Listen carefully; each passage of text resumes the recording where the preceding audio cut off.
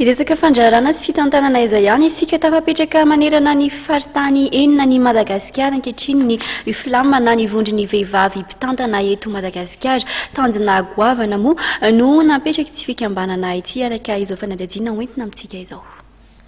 Ny tovolenta amin'ireo vehivavy manandraharaha sy mpitantana eo anivon'ireo firenena mikambana eo amin'ny SADC ny tanjon'ireo vehivavy malagasy mikambana eo amin'ny vondrony vehivavy mpitantana eto Madagasikara na ny UFLM. Nitsangana manerana ny faritany eny izy ity nanomboka ny volana marsa sy aprila lasa teo. Androany zany no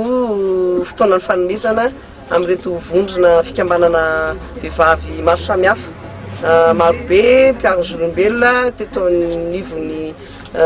vondrona nasionaly malagasy mpiara-zolombelona izay nifanaraka ny namondrikery io nivony atao hoe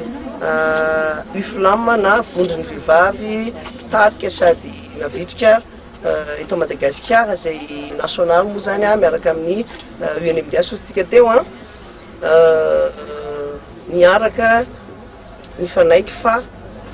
anao izay anatratrarana ny tanjon'ny OMD izay ny taona 2024 izay efa mitsidika dia ny ametraka ny firenena itovy amin'ireo mpikambana ao anivon'ny SADC eto amin'ny firenena niatratrarana ny 500 isanjato. Raha nanaiky ny UNMDH tamin'ny fotoan'andro niaraka tamin'ireo firenena mikambana fa hiezaka ny anatratra izany tanjona izany dia tsy maintsy nitady paikady izy ka dia ankehitriny dia miara-miasa tanteraka ny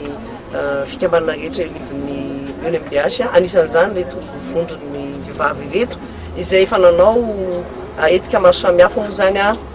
teto amin'ny firenena satria dia efa niaraka tamin'ireny fanentanana fanabeazana ny vehivavy namana rehetra amin'ny fifidianana. Anisan'ny andraikitry ny fikambanana ny manofana sy ny fanakatroka eo amin'ny sampikambana indrindra fa amin'ny lafiny arakasa sy ara-pivelomany ny UFLM izay miara-miasa akaiky amin'ny fikambanana miaro ny zon'olombelona UNMDH.